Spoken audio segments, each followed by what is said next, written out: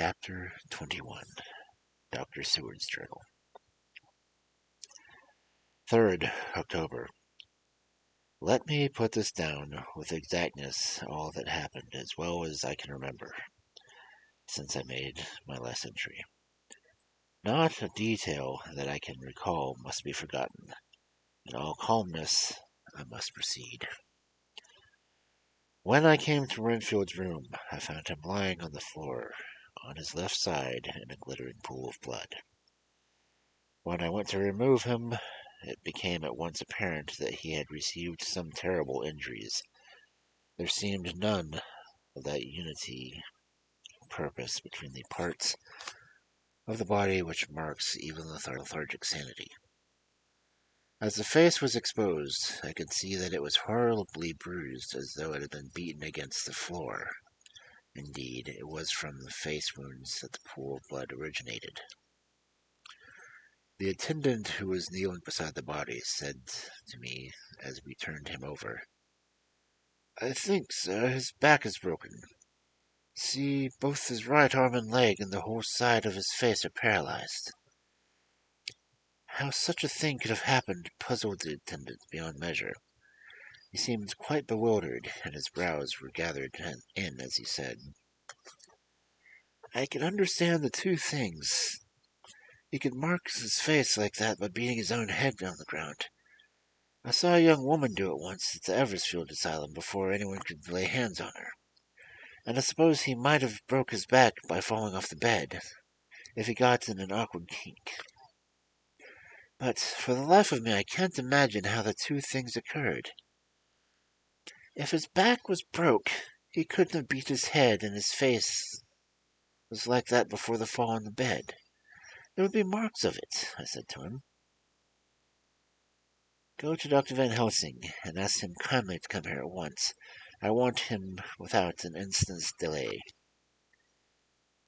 The man ran off, and within a very few minutes the professor, in his dressing gown and slippers, appeared. When he saw Renfield on the ground, he looked keenly at him. A moment, then he turned to me. I think he recognized my thought in his eyes, for he said very quietly, manifestly for the ears of the attendant, "Ah, a sad accident. He will need very careful watching and much attention. I shall stay with you myself, but I shall first dress myself. If you will remain, I shall be in a few moments to join you." The patient was now breathing stertorously, and it was easy to see that he had suffered some terrible injury. Van Helsing returned with an extraordinary celerity, bearing with him a surgical case.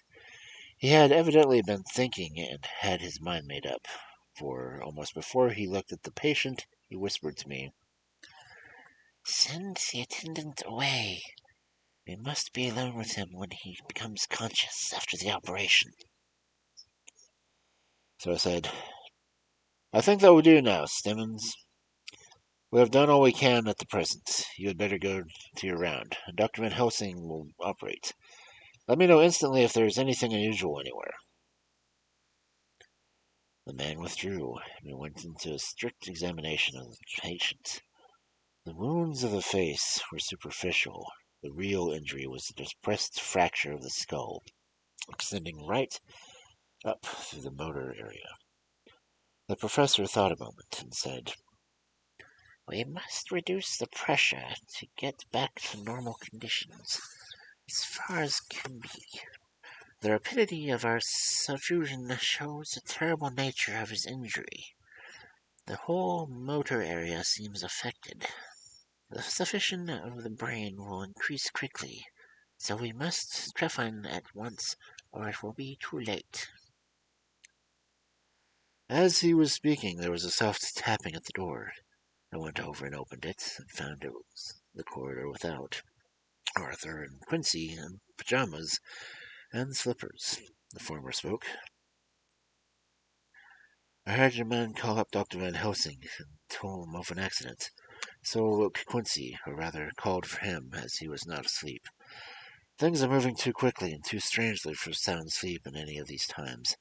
I've been thinking that tomorrow night we shall see things as they have been. We'll have to go look back and forward a little more than we have done. May we come in?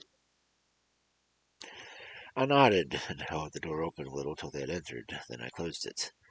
When Quincy saw the attitude and state of the patient, and noted the terrible pool of blood on the floor, he said softly, "Oh, God, what has happened to him? Poor devil." I told him briefly, and added that we expected he would recover consciousness after the operation, for a short time at all events. He went at once and sat down on the edge of the bed, with Godalming beside him. We all watched in patience. "We shall wait," said Van Helsing, "just long enough to fix the best spots for suffering, so that we may quickly and perfectly remove the blood clot, for it is evident that the hemorrhage is increasing." The minutes during which we waited passed in fearful slowness. I had a horrible feeling sinking in my heart, and from Van Helsing's face I gathered that he felt some fear or apprehension as to what was to come. I dreaded the words that Renfield might speak. I was positively afraid to think, but the conviction of what was coming was on me, as I have read of men who had heard such a death watch. Poor man's breathing came in uncertain gasps. Each instant he seemed as though he would open his eyes and speak, but then would follow a prolonged strenuous breath, and he would relapse into a more fixed insensibility. I turned as I was to sick beds and death. The suspense grew and grew upon me.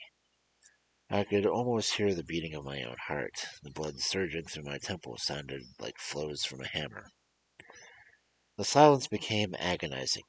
I looked at my companions, one after another, and saw from their flushed faces and damp brows that they were equally enduring torture.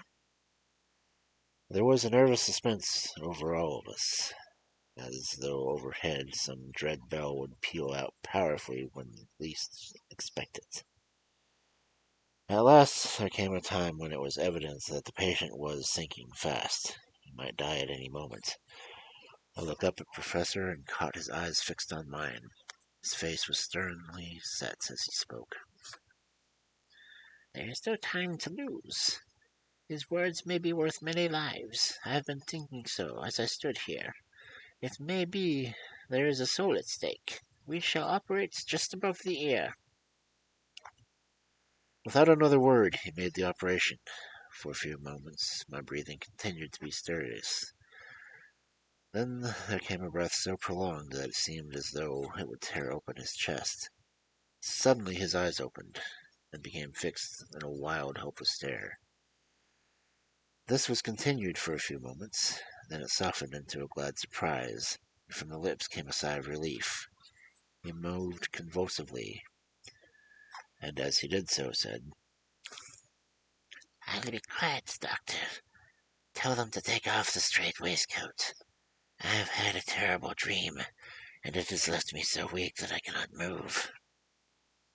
What's wrong with my face? It feels all swollen, and it smarts dreadfully." He tried to turn his head, but even with all the effort his eyes seemed to grow glassy again, so I gently put it back. Then Van Helsing said, in a quiet, grave tone, "Tell us your dream, Mr. Renfield." As he heard the voice, his face brightened through its mutilation, and said, "That is Dr. Van Helsing. How good it is to have you here. Give me some water, my lips are dry, and I shall tell you. I dreamed." He stopped and seemed fainting. I called to Quincy. "The brandy, it's in my study, quick." He flew and returned with a glass, the decanter of brandy, and a carafe of water. We moistened the parched lips, and the patient lay quickly revived.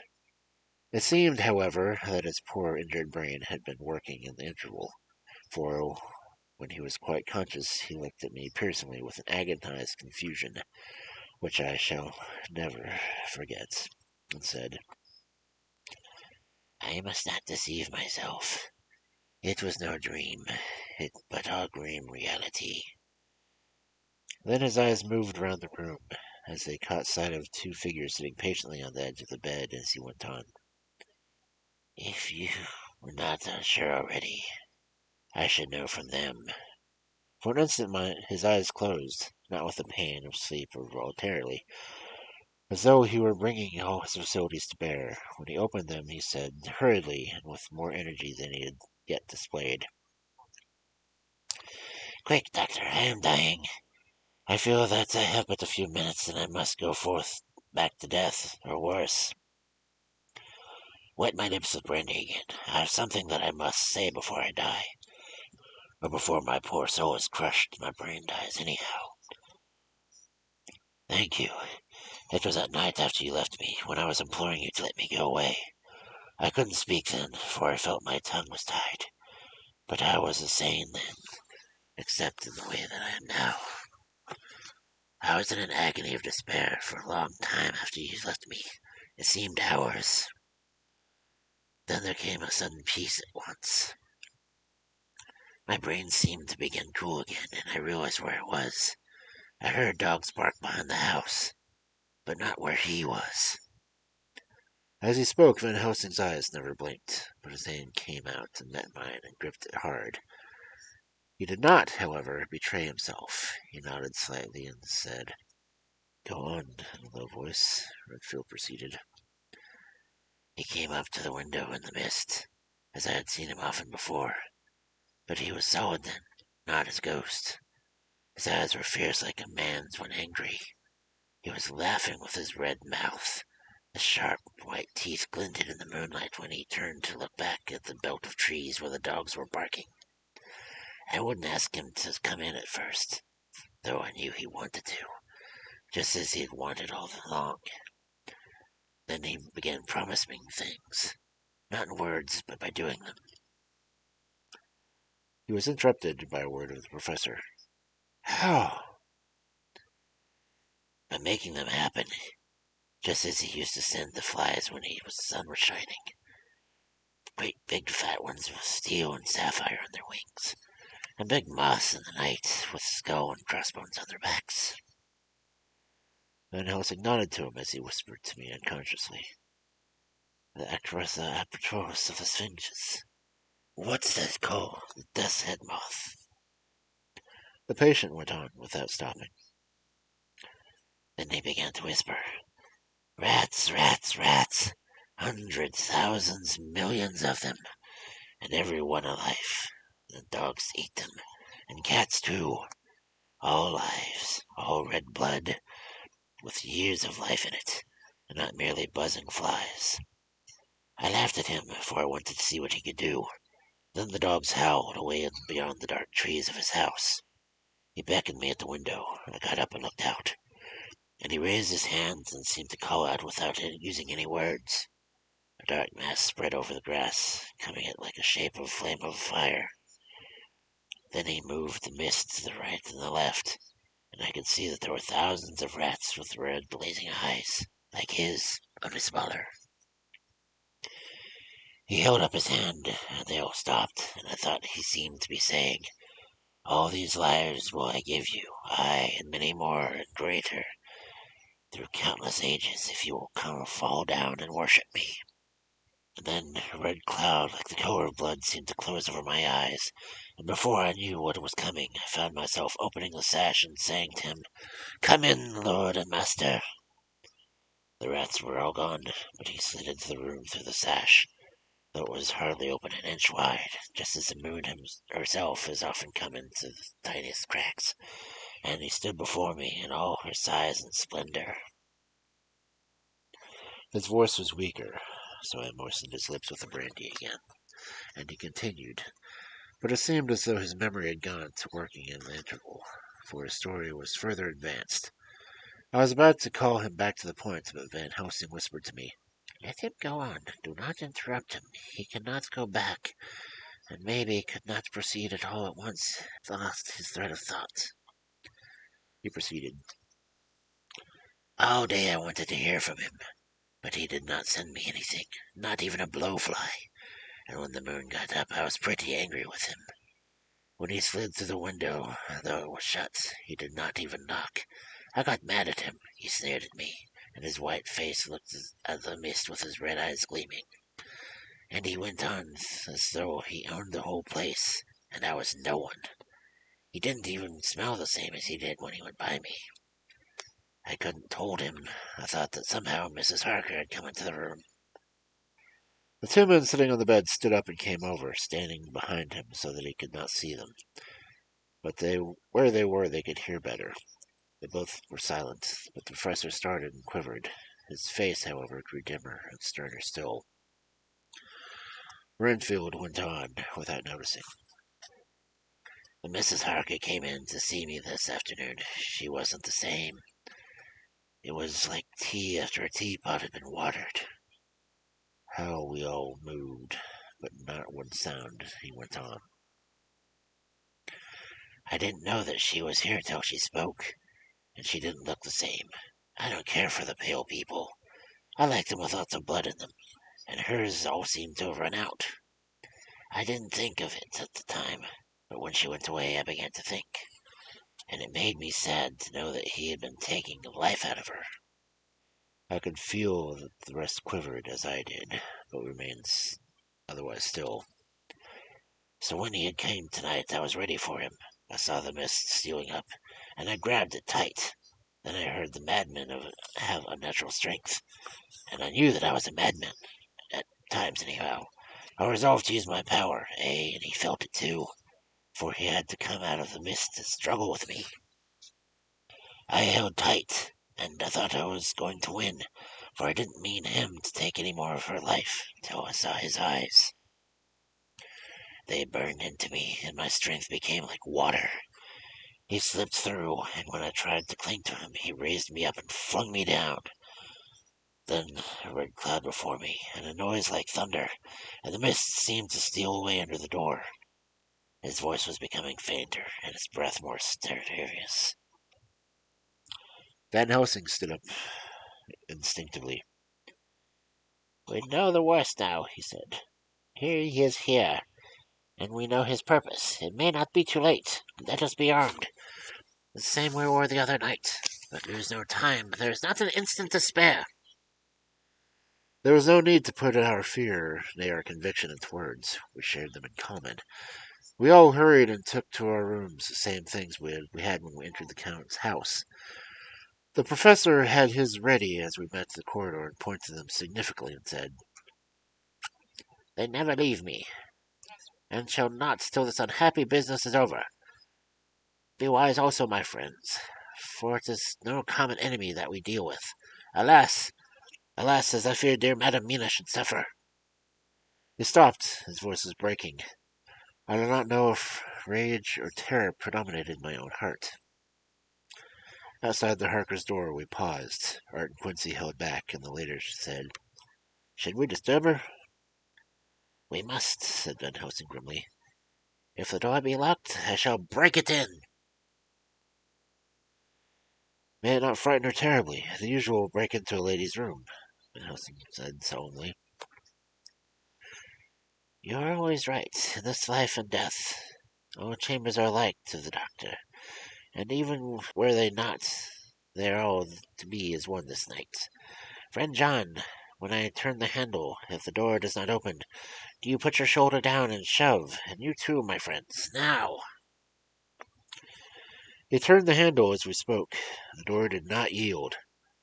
We threw ourselves against it. With a crash it burst open. We almost fell headlong into the room. The professor did actually fall, and he saw across him as he gathered himself up to his hands and knees. What I saw appalled me. I felt the hair rise like bristles on the back of my neck. My heart seemed to stand still. The moonlight was so bright, through that thick yellow blind of the room was light enough to see. On the bed beside the window lay Jonathan Harker, his face flushed, and breathing heavily as though in stupor. Kneeling on the near edge of the bed, facing outwards, was the white-clad figure of his wife. By her stood a tall, thin man, clad in black. His face was turned from us, but the instant we saw him we all recognized the Count.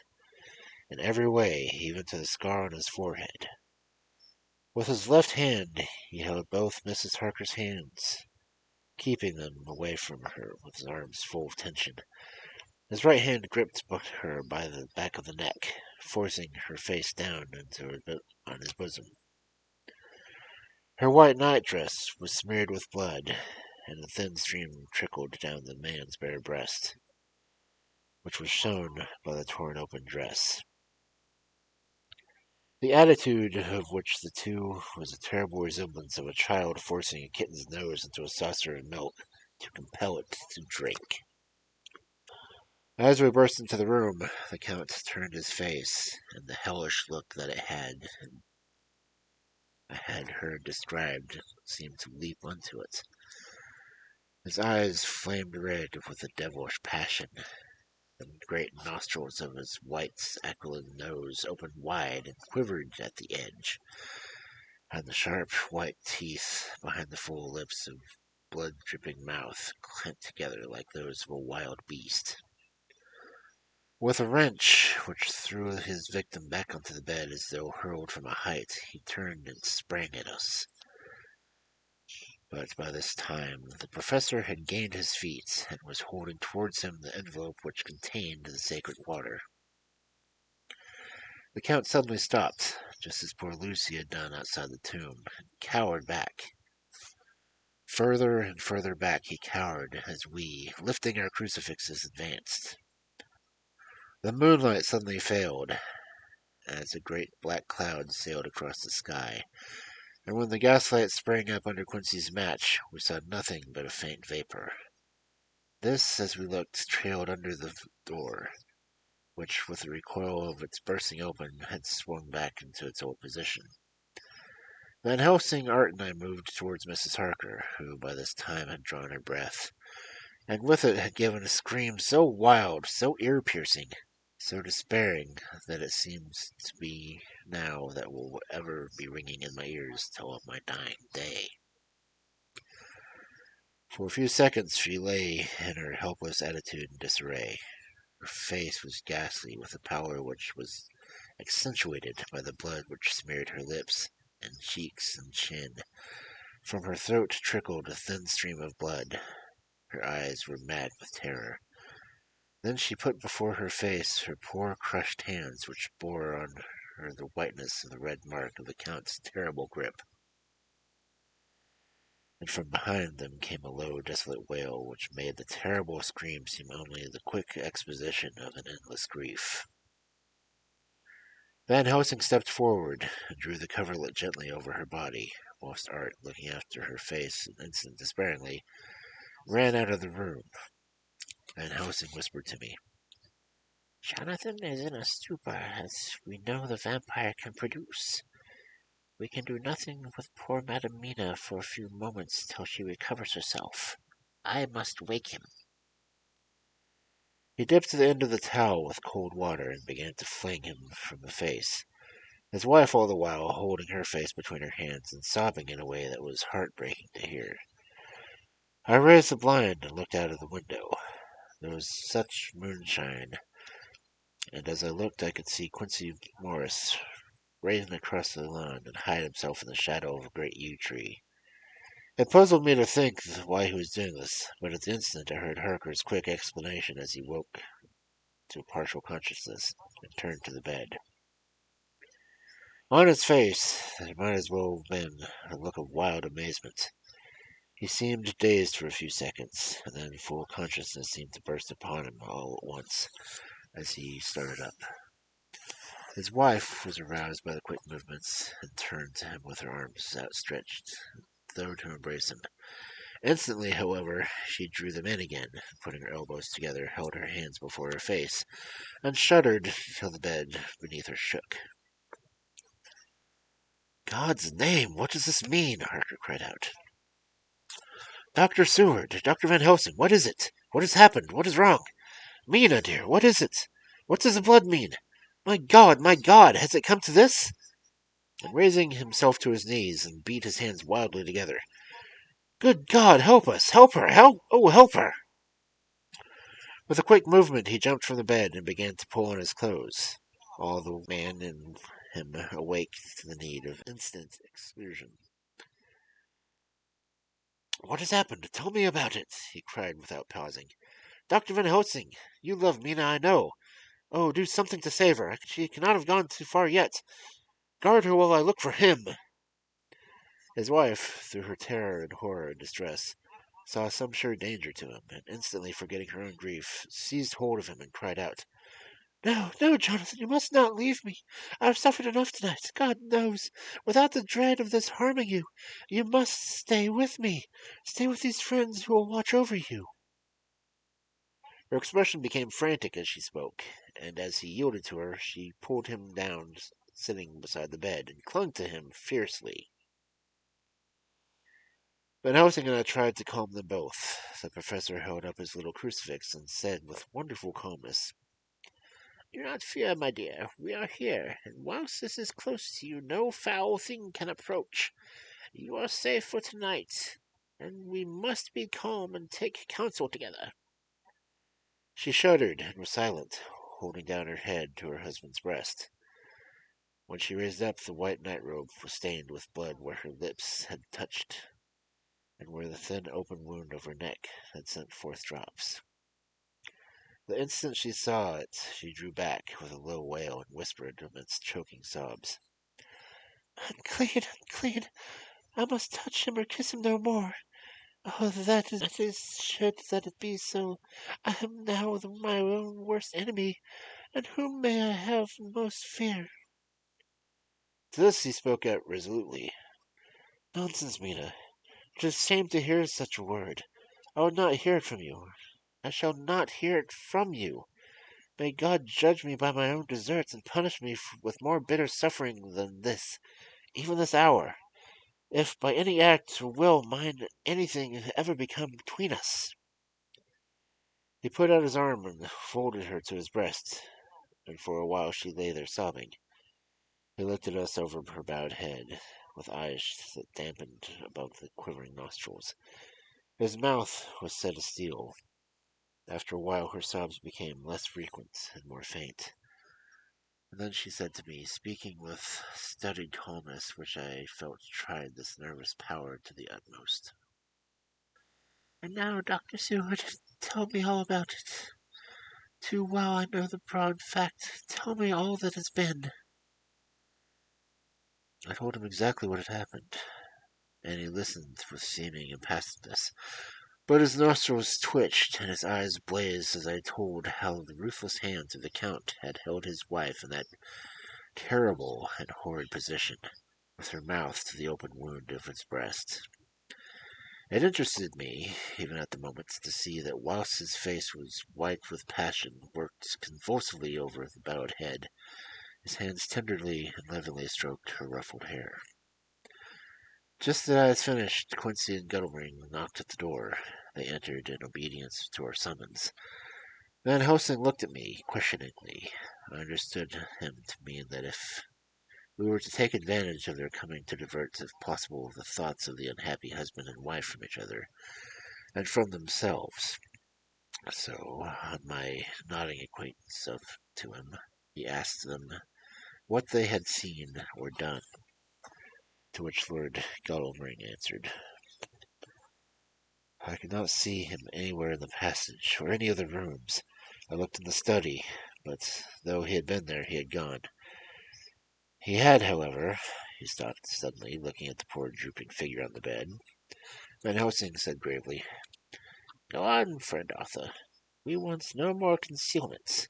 Our hope is now in knowing all. Tell freely." So Art went on.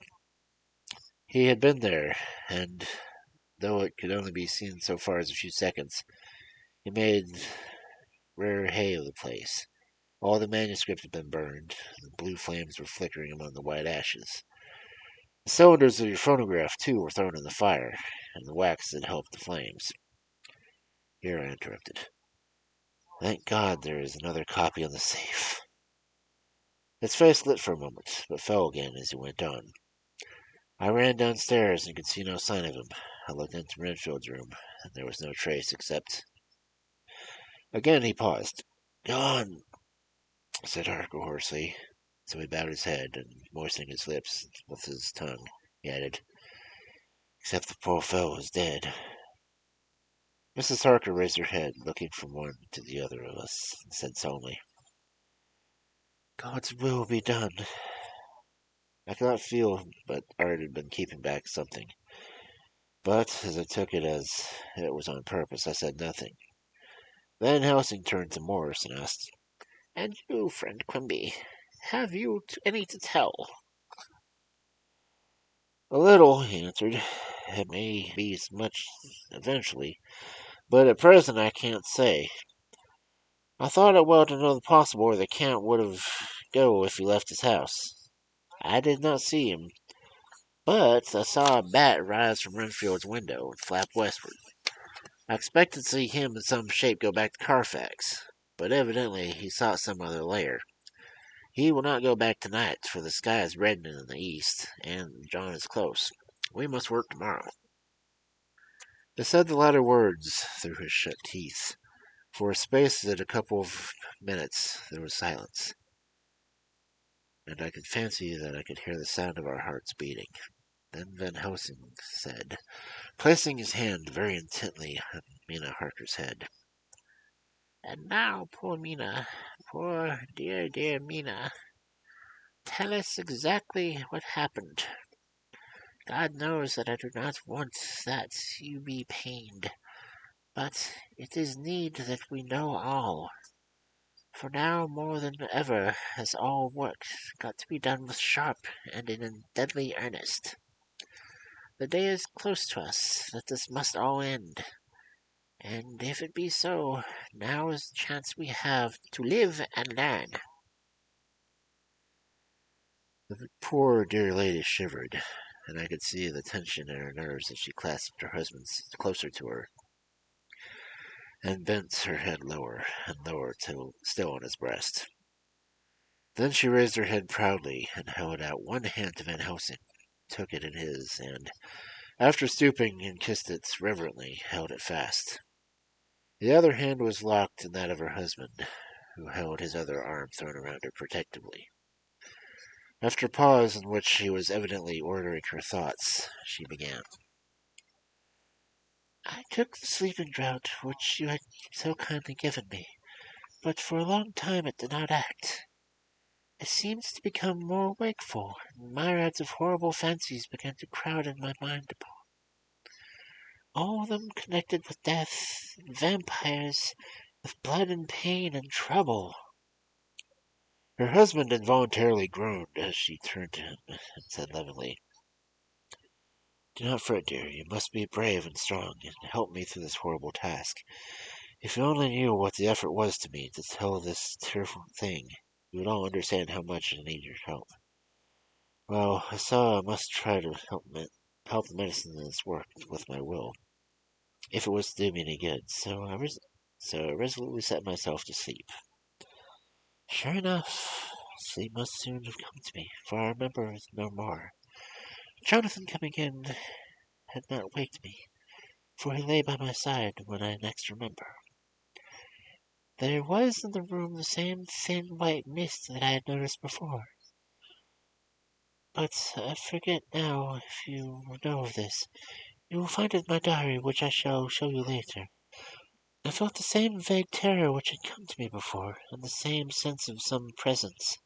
I turned to wake Jonathan, but found that he slept so soundly that it seemed as if it was he who had taken the sleeping draught and not I. I tried, but I could not wake him. This caused me great fear, and I looked around terrified. Then indeed my heart sank beneath me, for he was on the bed as if he stepped out of the mist, or rather, if the mist had turned into his figure, for it had entirely disappeared, stood a tall man, thin man, in all black. I knew him at once from the descriptions of the others. The waxen face, the high aquiline nose, on which the light fell a thin white line, the parted red lips, with the sharp teeth showing between, and the red eyes that I had seemed to see in the sunset in the windows of St. Mary's Church at Whitby. I knew, too, the red scar on his forehead where Jonathan had struck him.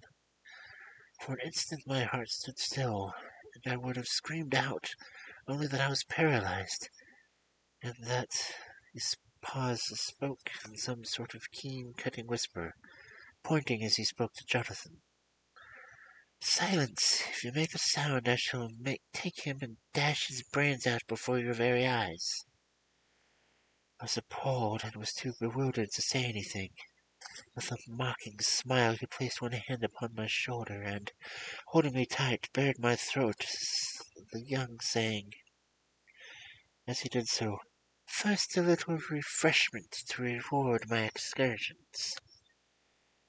You may as well be quiet. It is not the first time or the second that your veins have appeased my thirst.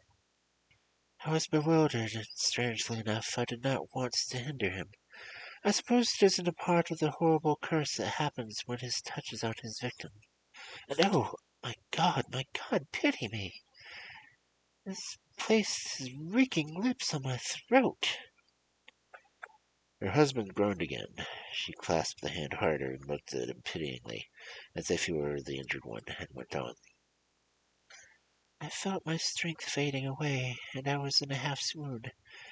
How long this terrible thing lasted I know not, but it seemed that a long time must have passed before he took this foul, awful, sneering mouth away. I saw it drip with the fresh blood. The remembrance seemed for a while to overpower her, and she drooped and would have sunk down but for her husband's sustaining arm. With a great effort, she recovered herself and went on. Then he spoke to me mockingly. And so you, like the others, would play your brains against mine. You would help these men to hunt me and frustrate me in my designs. You know now, and they know in part already, and will know in full belong what it is to cross my path. They should have kept their energies for use closer to home, whilst they played wits against me who commanded nations and intrigued for them, and fought for them hundreds of years before they were born. I was countermining them. And you, their best beloved one, are now mine. Flesh of my flesh, blood of my blood, kin of my kin, my beautiful winepress for a while, and shall be later on my companion and my helper. You shall be avenged in turn, for not one of them but shall minister to your needs. But yet you are to be punished for what you have done. You have aided and thwarted me. Now you shall come to my call. When my brand says come to you, you shall cross land or sea to do my bidding. And to end this, with that he pulled open his shirt. With his long, sharp nails opened a vein in his breast. When the blood began to spurt out, he took my hands in his, holding them tight, and with the other seized my neck and pressed my mouth to the wound, so that I must either suffocate or swallow some of the... Oh, my God, what have I done? What have I done to deserve such fate? I who have tried to walk in meekness and righteousness in my days. God, pity me. Look down on my poor soul in worse than mortal peril, and in mercy pity those to whom she is dear. And then she began to rub her lips, as though to cleanse them from pollution. She was telling her terrible story. The eastern sky began to quicken, and everything became more and more clear. Harker was still and quiet, but over his face, as an awful narrative went on, came the grey look which deepened and deepened in the morning light, till when the first red streak of the coming dawn shot up, the flesh stood darkly out against the whitening hair. We have arranged that one of us stay within call of the unhappy pair till we can meet together and arrange about some taking action. Of this I am sure, the sun rises today on no more miserable house in all the great round of its daily course. Chapter 22. Jonathan Harker's Journal. 3rd October. As I must do something or go mad, I write this diary. It is now 6 o'clock, and we are to meet in the study in half an hour and take something to eat. For Dr. Van Helsing and Dr. Seward are agreed that if we do not eat, we cannot work our best. Our best will be, God knows, required today. I must keep writing at every chance, for I dare not stop to think. All, big and little, must go down. Perhaps at the end of this, all things may teach us the most. The teaching, big or little, could not have landed Mina or me anywhere worse than we are today. However, we must trust and hope. Poor Mina told me just now, with the tears running down her dear cheeks, that it is in trouble and trial that our faith is tested, that we must keep on trusting, and that God will aid us up in the end. The end. Oh my God, the end. What end? To work. To work! When Dr. Van Helsing and Dr. Seward had come back from seeing poor Renfield, we went gravely into what was to be done. First, Dr. Seward told us that when he and Dr. Van Helsing had gone down to the room below, they had found Renfield lying on the floor, all in a heap. His face was all bruised and crushed in, and the bones of his neck were broken. Dr. Seward asked the attendant who was on duty in the passage if he had heard anything. He said that he had been sitting down. He confessed to half dozing, when he heard loud noises in the room, and then Renfield had called out several times loudly, "God! God! God!" After that, there was a sound of falling, and then when he entered the room, he found him lying on the floor, face down, just as the doctors had seen him. Van Helsing asked if he had heard voices or a voice, and he said that he could not say, that at first it seemed to him as if there were two, but then there was no one in the room. It could have been only one. He could swear to it, if required, that the word God had been spoken by the patient. Dr. Seward said to us, when we were alone, that he did not wish to go into the matter. The question of an inquest had to be considered, and it would never do to be put forth in the truth, and no one would believe it. As it was, he thought that on the attendant's evidence he could give a certificate of death by misadventure and falling from the bed, and in case the coroner should demand it, there would be a formal inquest, necessarily to the same result. When the question began to be discussed as to what would be our next step, the very first thing we decided was that Mina should be in full confidence, that nothing of any sort, no matter how painful, should be kept from her. She herself agreed as to its wisdom, and it was pitiful to see her so brave and yet so sorrowful, and in such a depth of despair. "There must be no more concealment," she said. "Alas, we have had too much already, and besides, there is nothing in all the world that can give me more pain than I have already endured. Let us suffer now. Whatever may happen, it must be of new hope and new courage to me." Van Helsing was looking at her fixedly as she spoke, and said suddenly, but quietly, "But, dear Madam Mina, are you not afraid, not for yourself, but for the others from yourself, after what has happened?"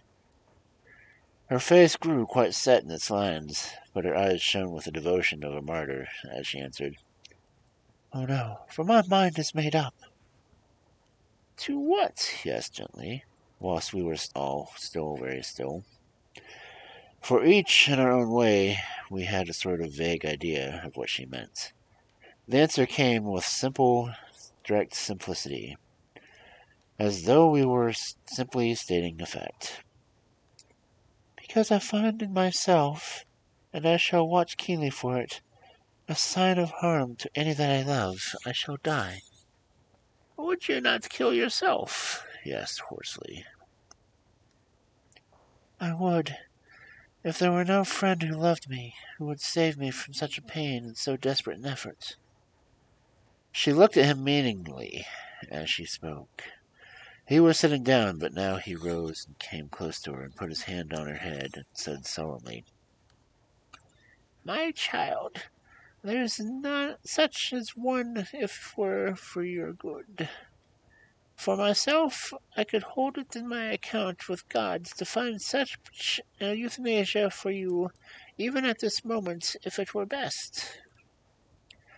Nay, were it safe. But my child—" For a moment he seemed to choke, and a great sob rose to his throat, and he gulped it down and went on. "There is here some who would stand between you and death. You must not die. You must not die by any hand, but least of all your own. Until the other, who has fouled your sweet life, is true dead, you must not die. For if he is still with it, the quick undead, your death would make you even as he is. No, you must live. You must struggle and strive to live, though death would seem a boon unspeakable. You must fight death himself, though he come to you in pain or in joy, by the day or by the night, in safety or in peril. In your living soul I charge you that you do not die, nay, nor think of death, till this great evil be past." The poor deer grew white as death, and shook and shivered, as I have seen in the quick shake sand and shiver of the incoming of the tide. We were all silent. We could do nothing. At length she grew more calm, and turning to him said, sweetly, but oh, so sorrowfully as she held out her hand, "I promise you, my friend, that if God will let me live, I shall strive to do so, till, if it may be in his good name, this horror may have passed away from me." She was so good and brave that we all felt that our hearts were strengthened to work and endure for her, and we began papers in the safe, and all the papers and diaries and photographs we might use hereafter, and was to keep the record as she had done before. She was pleased with the prospect of anything to do, if pleased could be used in connection with so grim an interest. As usual, Van Helsing again had thought ahead of everyone else, and was prepared with an exact ordering of our work. "It is perhaps well," he said, "that our meeting after our visits to Carfax, we decided not to do anything with the earth boxes that lay there. Had we done so, the Count must have guessed our purpose, and would doubtless have taken measures in advance to frustrate such an effort with regard to the others. But now he does not know our intentions. Nay, more, in all probability he does not know that such a power exists to us that can sterilize his layers, so that he cannot use them as of old. We are now much further advanced in our knowledge as to their disposition, that when we have examined the houses in Piccadilly we may track the very last of them. Today, then, is ours, and it tests our hope. The sun that rose on our sorrow this morning guards us as its course. Until it sets tonight, that monster must retain whatever form he now has. He is confined within these limitations by his earthly envelope. He cannot melt into thin air nor disappear through cracks or chinks and crannies. If he go through a doorway, he must open the door like a mortal. And so we have this day to hunt out all his lairs and sterilize them. So we shall, if we have not yet catch him and destroy him, drive him to bay in some place where the catching and destroying shall be, in time, sure." Here I started up, for I could not contain myself at the thought that the minutes of seconds so preciously laden with Mina's life and happiness were flying from us, since whilst we talked action was possible. But Van Helsing held up his hand warningly. Nay, friend Jonathan, he said, in this, the quickest way home is the longest way, so your proverbs say. We shall act, and act with desperate quick when the time has come. But think, in all probable, the key of the situation is that house in Piccadilly. The Count may have many houses which he has bought. Of them we will have the deeds of purchase, keys, and other things. Yes, he is. He really is a great character.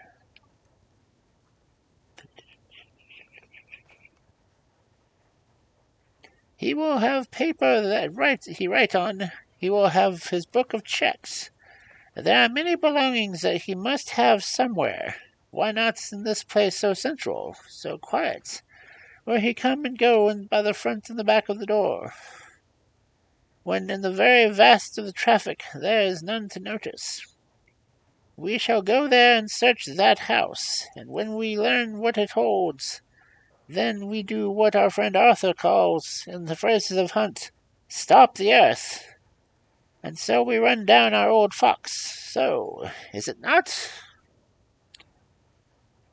Then let us come at once, I cried. We are wasting the precious, precious time. The professor did not move, but simply said, And how are we going to get into that house in Piccadilly? Anyway, I cried, we shall break it in if we need be. And your police, where will they be, and what will they say? I was staggered, but I knew that if he wished to delay, he had a good reason for it. So I said, as quietly as I could, Don't wait more than you need to. You know, I am sure, what torture I'm in. Ah, my child, that I do. And indeed there is no wish for me to add to your anguish. But just think, what can we do until the world be at movement? And then will come our time. I have thought and thought, and it seems to me the simplest way is the best of all. Now we wish to get into the house, and we have no key. Is it not so? I nodded. Now suppose that you were, in truth, the owner of that house, and its some elements of comfort of hope. Go, my husband. God can, if he wishes it, guard me as well as anyone present. So I started crying out, Then in God's name let us come at once, for we all are losing time, and the Count may come to Piccadilly earlier than we think. Not so, said Van Helsing, holding up his hand. But why? I asked. Do not forget, he said, with an actual smile, that last night he banqueted heavily. Will he not sleep late? Did I forget? Can any of us forget that terrible scene? Mina struggled hard to keep her brave countenance, but the pain overmastered her, and she put her hands before her face and showed us whilst she moaned. Van Helsing had not intended to recall her frightful experience. He had simply lost sight of her and her part of the affair in his intellectual efforts.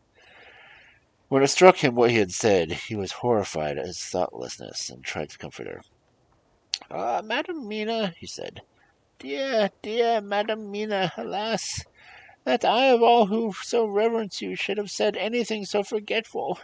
These stupid old lips of mine and this stupid old head did not deserve so. But you will forget that, will you not? He bent low beside her as he spoke, and she took his hand, and looking at him through her tears, she said hoarsely, Oh, I shall not forget, for it is well that I remember, and with it I have such memory of you and that sweet. Take it all together. Now you must all be going soon. Breakfast is ready, and we must all eat while we may be strong. Breakfast was a strange meal to us all.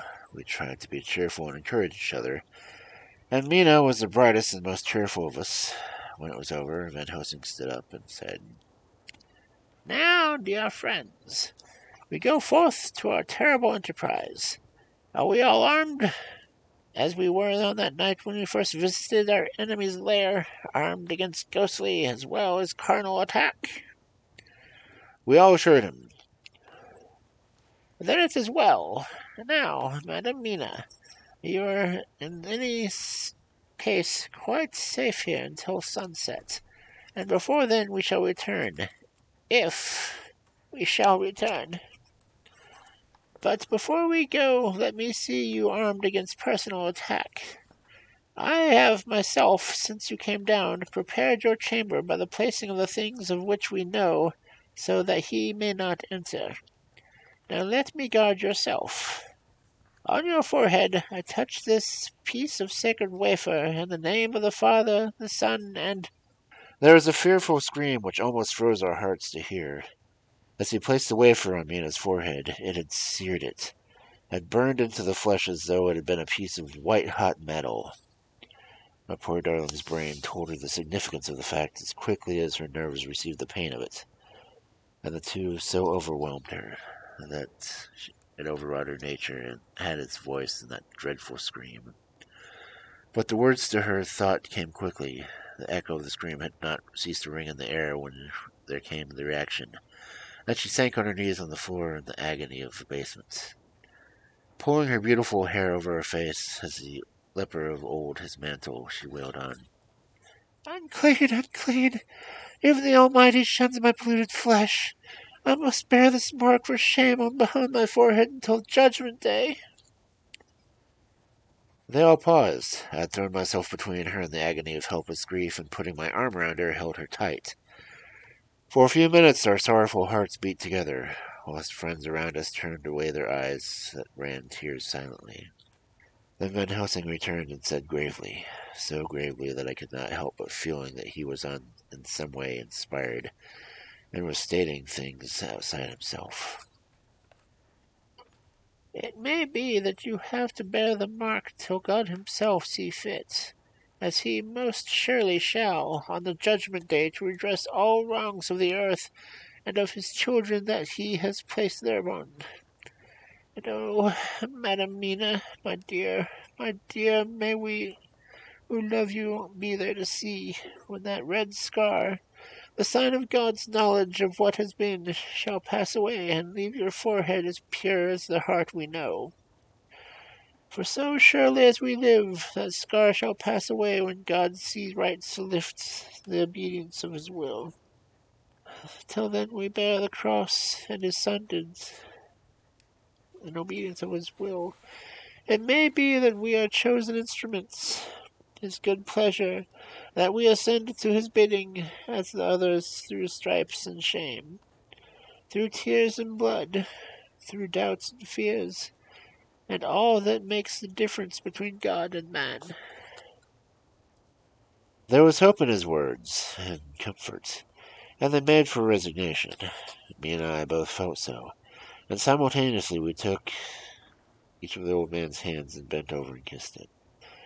So without a word, we all knelt together, all holding hands, and swore to be true to each other. We men pledged ourselves to raise the veil of sorrow from the head of her whom, each in our own way, we loved, and we prayed for help and guidance in that terrible task which lay before us. It was time to start. I said farewell to Mina, in a parting which neither of us shall forget till our dying days, and we set out. But one thing I have made up my mind. If we find out that Mina must be a vampire in the end, then she shall not go into the unknown and terrible land alone. I suppose it is thus that in the old times one vampire meant many, just as their hideous bodies could only rest on sacred earth. So the holiest love was the recruiting cerement for the ghastly ranks. We entered Carfax without trouble, and found all the things the same as our first occasion. It was hard to believe that among us, so prosaic surroundings of neglects and dust and decay, that there was any ground for such fear as we already knew. Not our minds been made up, and had there not been terrible memories to spur us on, we could hardly have proceeded with our task. We found no papers nor any sign of use in the house, and in the old chapel the great boxes looked just as they had seen them last. Dr. Van Helsing said to us solemnly as we stood there before him, And now, my friends, we have a duty to do here. We must sterilize this earth, so holy and sacred of memories, that he has brought from the far distant land for such fell use. He has chosen this earth because it has been holy. Thus we defeat him with his own weapon, for we make it more holy still. Thus we defeat him with his own weapon. It was sanctified to such use of man, and now we sanctify it to God. As he spoke, he took from his bag a screwdriver and a wrench, and very soon the top of one of the cases was thrown open. The earth smelled musty and close, but we did not somehow seem to mind, for our attention was concentrated on the professor. Taking from his box a piece of sacred wafer, he laid it reverently on the earth, and then shutting down the lid, he screwed it home. We aided him as he worked. One by one, we treated in the same way each of the great boxes, and left them as we had found them, to all appearance, but in each was a portion of the host. When we closed the door behind us, the professor said solemnly, "So much is already done. If it be that all the others we can be so successful, then the sunset of this evening may shine on the Madam Mina's forehead as white as ivory and with no stain." As we passed across the lawn on our way to the station to catch our train, we could see the front of the asylum. I looked eagerly, and in the window of our own room saw Mina. I waved my hand to her, and nodded to tell her that our work was successfully accomplished. She nodded in reply to show that she understood.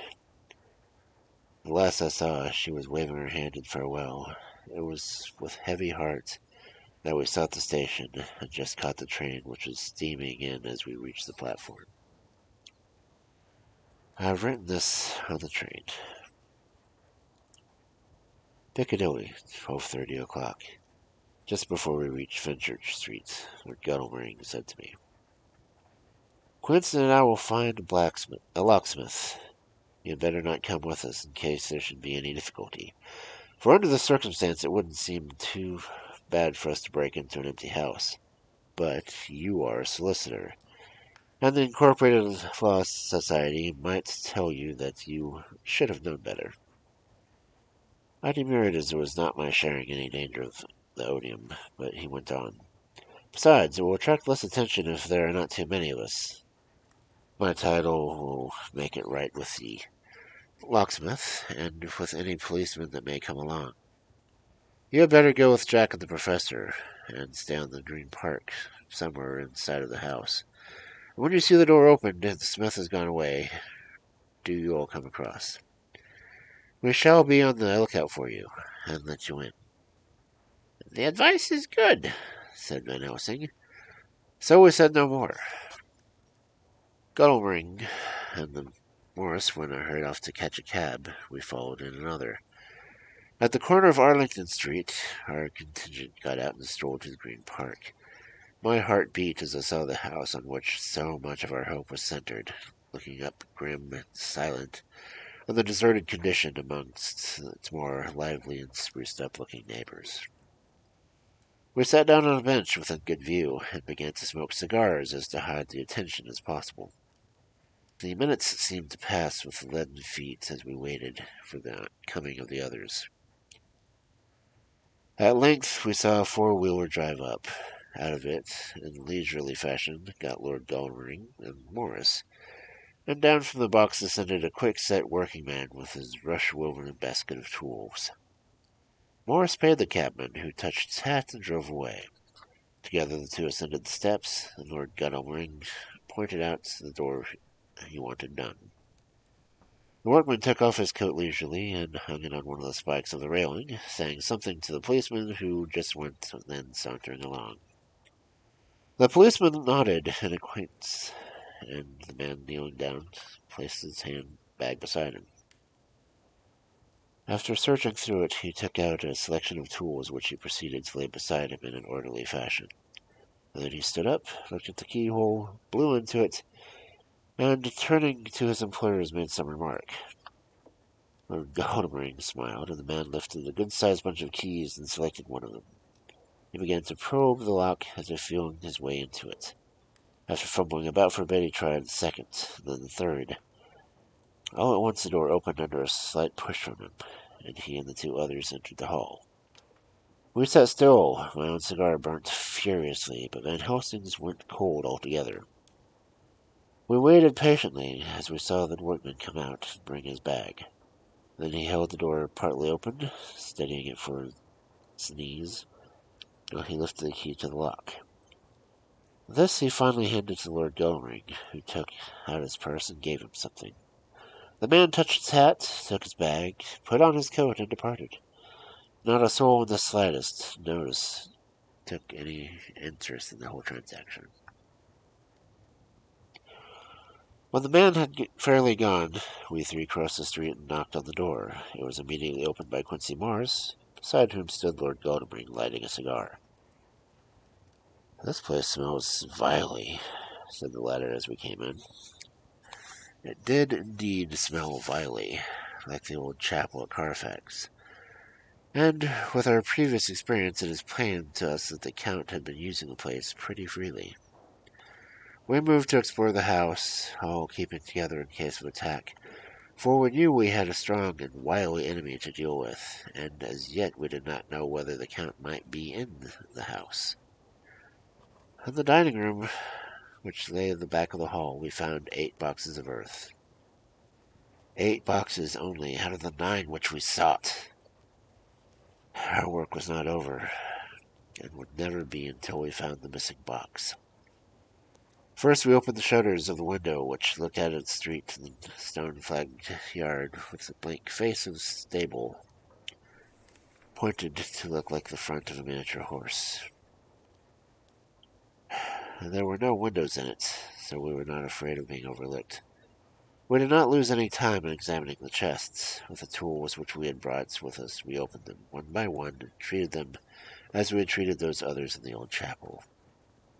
It was evident to us that the Count was not present in the house, and we proceeded to search for any of his effects. After a cursory glance at the rest of the rooms, from basement to attic, we came to the conclusion that the dining room contained any effects which might belong to the Count, and so we proceeded to minutely examine them. They lay in a sort of orderly disorder on the great dining room table. There were title deeds of the Piccadilly house in the great bundle, deeds for the purchase of houses in Mile End and Barnum, note paper, envelopes, and a jug and basin, later containing dirty water which was reddened as if by blood. Last of all was a little heap of keys of all sorts and sizes, probably those belonging to the other houses. When we examined this last find, Lord Goldring and Quincy Morris, taking accurate notes of the various addresses of the houses in the east and south, took with them the keys in a great bunch, and set out to destroy the boxes in these places. The rest of us are, with the patience we can, waiting for the return and the coming of the Count.